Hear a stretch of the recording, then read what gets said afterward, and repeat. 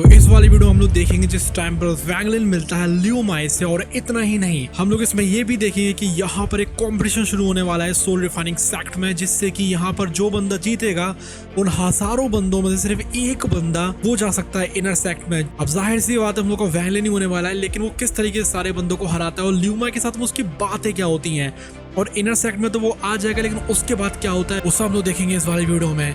तो जो वैंगलिन रहता है वो सोचता है कि अब उसको क्या करना है। वो इस टाइम पर नेसेंट सोल पर तो आ ही चुका था क्योंकि उसने एक बहुत बड़ी विन को एब्सॉर्ब कर लिया था, इसलिए वो सोचता है कि अब जो सोल रिफाइनिंग सेक्ट का कंपटीशन आने वाला है जून के मंथ में, वो बेस्ट अपॉर्चुनिटी उसको देगा इससे कि इनर सेक्ट में जा सके। उसको रूमर्स की याद आती है सेक्ट्स के प्राइज्ड सोल फ्लैग के, जिसमें करीब 100 मिलियन सोल्स होने वाली हैं और वो एक टॉप ट्रेजर है सुजाकू में। सेक्ट का जो फोकस था वो असल में सोल रिफाइनमेंट के ऊपर ही था। जो वैंगलिन था उसको एक पोटेंशियल रास्ता दिख जाता है जिससे कि वो सोल फ्लैग को क्रिएट कर सके, जो कि उतना ही पावरफुल होगा जितना कि रेस्ट्रिक्शन फ्लैग होता है, लेकिन इसको वो करेगा वैंडरिंग सोल्स का इस्तेमाल करके। वो एक्टिवेट कर देता है इल्यूजनरी रेस्ट्रिक्शंस को उस केप के अराउंड, और उसमें से एक partially intact pure white celestial jet को निकाल लेता है।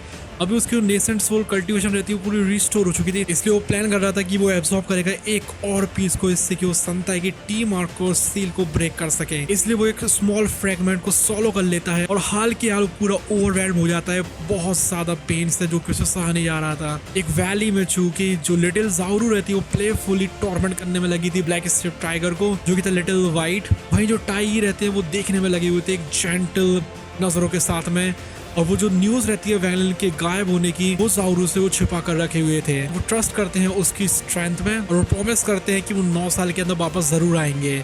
उसी दौरान जो थंडर टोड था जो कि पास में बैठा हुआ था उनको मोशनलेस था, वो जो रहता है सूरज की रोशनी में बैठा हुआ था और उसको उससे कुछ खास फर्क पड़ता नहीं है। वो सोचने में लगा हुआ था कि शायद वो जिंदगी ज्यादा अच्छी थी इस टाइम पे वो एंशिएंट गॉड के लैंड्स में था और जिस टाइम पे बैटल करता था सर्वाइवल के लिए। इस वीडियो में आगे बढ़ने से पहले हम आप सभी के लिए लाए हैं एक बहुत बड़ा सरप्राइज।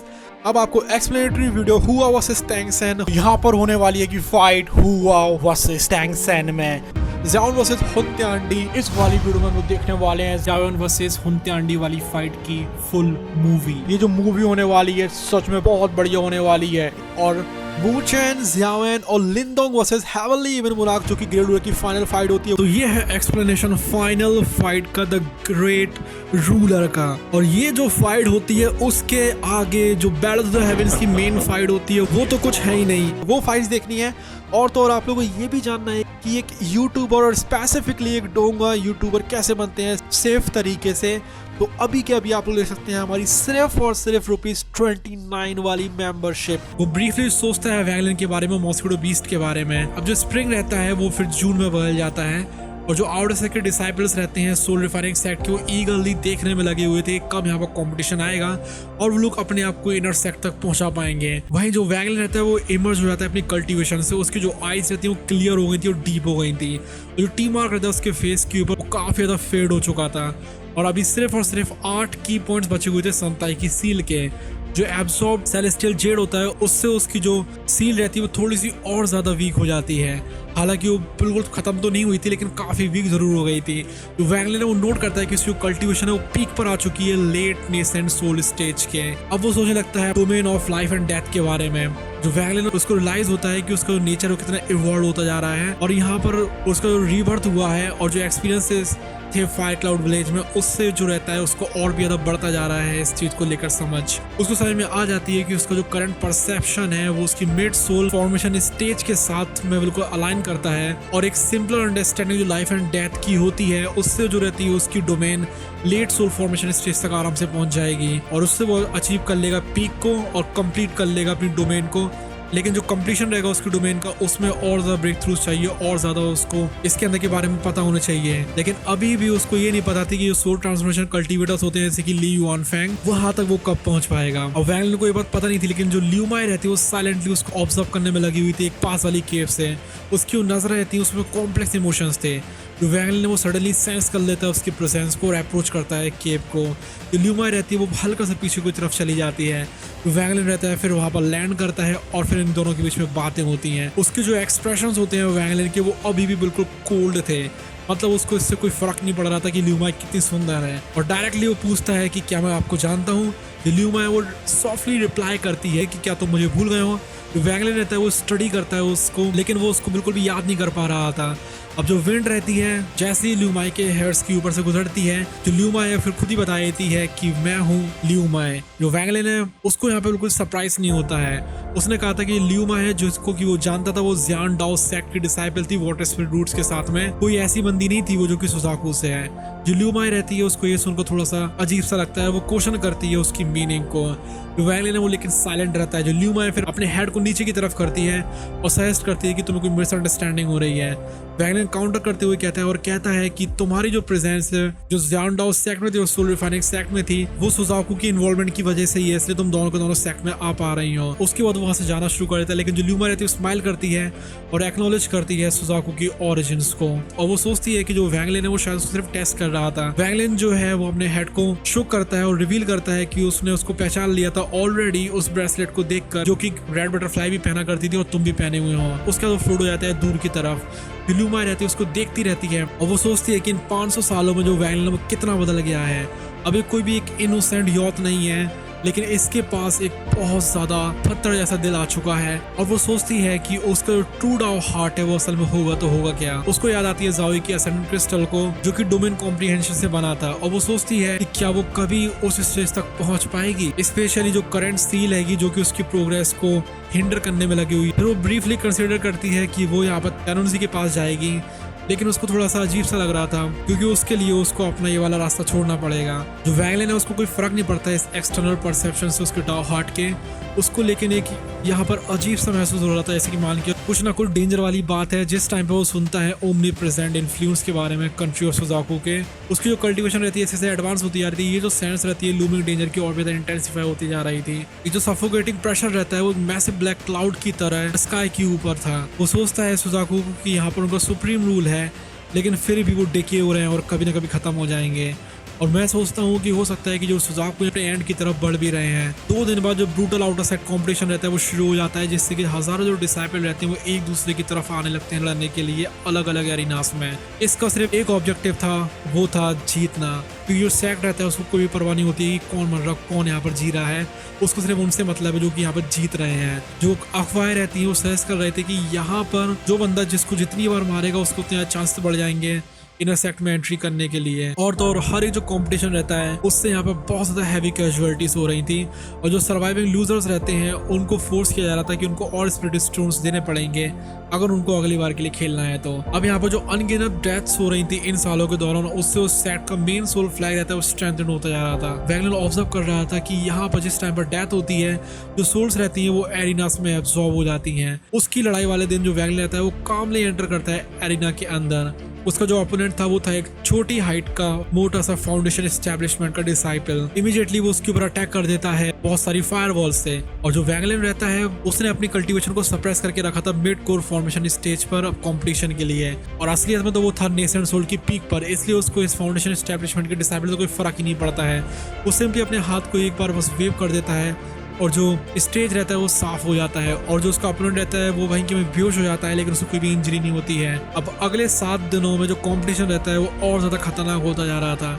सिर्फ जो कुछ फ्रैक्शंस रहते हैं डिसाइपल्स के वही जिंदा बचे हुए थे, और आखिर में जाकर सिर्फ 4 बंदे बचे हुए थे। एक ग्रे हेयर्ड ओल्ड मैन था लेट कोर फॉर्मेशन स्टेज पर, जो कि इस्तेमाल करता है फैटल डाइक कमांड को। वैंगलिन रहता है रिकॉग्नाइज कर लेता है इस रिजेम्बलेंस को जी रियल्म के साथ में, लेकिन उसको हल्के हल्के यहाँ पर डिफरेंसेस जरूर दिख रहे थे। वो आइडेंटिफाई करता है इसको एक डेथ स्पेल की तरह, जो कि एक रेयर और पोटेंट टेक्निक होती है। एक छोटे सा जो यंग मैन होता है जिसकी बॉडी काफी ज्यादा एजाइल, मतलब वो काफी ज्यादा फ्लेक्सिबल थी, और वो था अर्ली कोर फॉर्मेशन स्टेज पर। उसके पास एक्सेप्शनल प्रीएम्प्टिव अवेयरनेस थी स्पिरिचुअल एनर्जी फ्लो की। जो थर्ड होता है जो कि बुचर लाइक कल्टिवेटर था केव 743 से, वो डेडली टेलिस्मैन्स को लिए हुए था। जो फोर्थ था वो था वैंगलिन खुद। एफर्टलेसली वो डिफीट कर देता है अपोनेंट्स को सिर्फ एक बार हाथ हिलाने भर से, जिससे साफ साफ लग रहा था कि वो आराम से इनर सेक्ट में पहुंच जाएगा। वो एज्यूम करता है कि जो ल्यू माई रहती है उसके पास कुछ ना कुछ खुद के भी रास्ते होंगे इसलिए कोई एंटर कर सके। अभी एक और हफ्ता बीत जाता है और यहाँ पर सिर्फ 4 बंदे बचे हुए थे, वही 4 जिनके बारे में हमने पहले बताया था। बाकियों को तो जो वैंगलिन रहता है उसने सिर्फ एक हाथ हिलाकर भरी हरा दिया था, और ये 4 जो बंदे थे वो चमकने में लगे हुए थे, यहाँ पर सबकी अटेंशन ग्रैब कर रहे थे। तो वैंगलिन का फाइनल अपोनेंट था वो था वुचर लाइक कल्टीवेटर, जो कि जैसे ही आता है वो हाल के हाल हार मान जाता है और वो सरप्राइज कर देता है अर्ली नेसेंट सोल के इनर सेक्ट रेफरी को, क्योंकि वो बहुत ज्यादा डरा हुआ था, क्योंकि यहाँ पर वैगलिन ने उसके ऊपर रेस्ट्रिक्शंस लगाए हुए थे। वो ऑफर करता है वैगलिन को एक स्माइल, और जो वैगलिन रहता है वो भी उसकी तरफ हल्की सी स्माइल कर देता है और अपने हेड को शुक करता है। तो बैटल रहती है ओल्ड मैन के बीच में जो कि सीमा और उस एजाइल यंग मैन के बीच में, वो बहुत ज्यादा स्विफ्ट थी। जहाँ पे वो डेथ स्पेल रहता है वो इररेसिस्टिबल था, जो यंग मैन रहता है वो बच जाता है एक स्पिरिचुअल एनर्जी की सर्च की वजह से, जो कि इनर सेक्ट में से आया था। अब यहाँ पर सिर्फ वैगलिन और सीमा ही बचे हुए थे, क्योंकि यहाँ पर जो यंग मैन रहता है वो ऑलरेडी हार चुका था। उनकी जो बैटल रहती है वो अगले दिन होनी थी। जो सीमा था वो था एक लेट कोर फॉर्मेशन कल्टीवेटर, और वो इस चीज को देख रहा था अपनी एक अपॉर्चुनिटी की तरह, जिससे कि वो इनर सेक्ट में जा सके और वो मर्ज कर सके अपने डेथ स्पेल को सेक्ट के सोल फ्लैग के साथ में, जो कि कॉम्बिनेशन होगा जो कि उसके टीचर ने क्लेम करा था कि अगर वो ऐसा कर पाए तो जो लेजेंडरी जी रियल में उसके करीब पहुंच सकता है। उसके जो टीचर थे वो एक नेसेंट सोल कल्टीवेटर को मारने के लायक थे, सिर्फ एक वर्ड बोलकर। और यहाँ तक कि जो सोल फॉर्मेशन के कल्टीवेटर्स रहते हैं उनको भी वो चैलेंज कर सकते थे।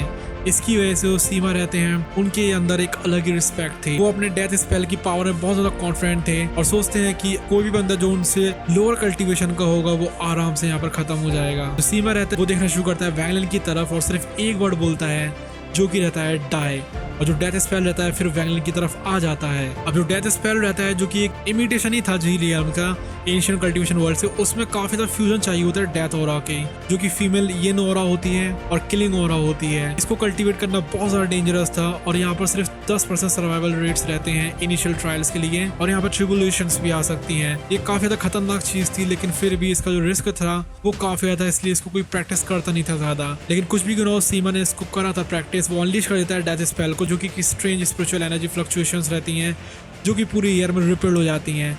वैगलिन रहता है लेकिन उसको अभी भी कोई फर्क नहीं पड़ रहा था।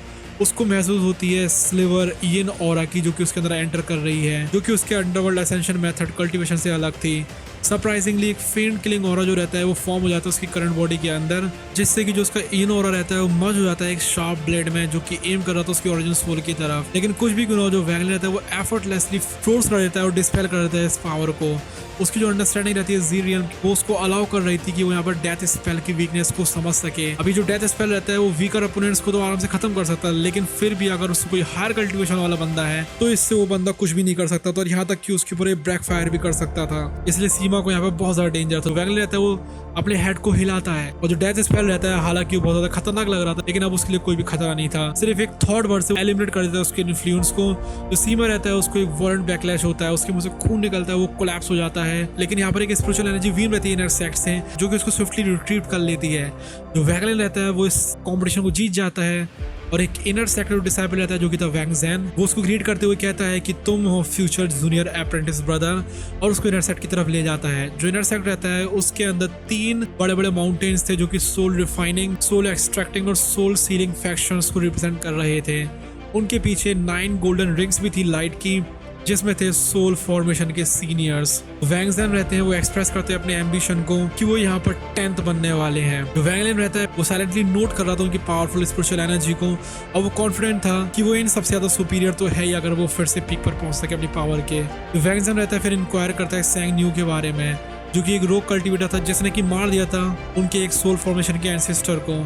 जो वैगलिन रहता है वो सोचता तो है कि उसको कुछ तो फैमिलियरिटी लग रही है, लेकिन वो उसको रिकॉल नहीं कर पाता कि कब ऐसा हुआ था। तो वैंग ज़ेन रहता है वो मेंशन करता है कि उनके सोल ट्रांसफॉर्मेशन एंसेस्टर है जो कि दूतियान, वो इन्वेस्टिगेट करने में लगे हुए हैं सैंग न्यू की डिसअपीयरेंस को। अभी इस नाम को सुन चुकी था दूतियान, वैगलिन का जो इंटरेस्ट रहता है वो हाल की हाल जाग जाता है। जो वैंग ज़ेन रहते हैं वो कंफर्म करते हैं कि जो दूतियान है वो उनके 2 सोल ट्रांसफॉर्मेशन एल्डर्स में से एक हैं। जो वैगलिन रहता है उसको यहाँ पर सेंस होता है एक ब्लड रेड ऑरा इन गोल्डन रिंग्स के पीछे। वो आ चुके थे soul refining mountains green stone hall के पास में। जो वैंग ज़ेन रहता है फिर इंस्ट्रक्ट करता है वैगलिन को कि तुम यहाँ पर एंटर कर सकते हो अरेंजमेंट्स के लिए। अब इसके अंदर वो एंटर करता है और यहाँ पर उसको क्या क्या देखने के लिए मिलता है, किस तरीके की पावर्स होंगी, वो कैसे एब्जॉर्ब करेगा उस वीन को, और वो दूतियान से ही मिलता है, वो देखेंगे हम लोग अगले आने वाले पार्ट में। और अगर आप लोग को जानना है कि उस टाइम पर क्या होता है जिस टाइम पर वैगलिन रिवाइव करता है सीतू नान को, तो आप लोग क्लिक कर सकते हो इस वाली वीडियो के ऊपर। Till then, bye bye, love you, take care.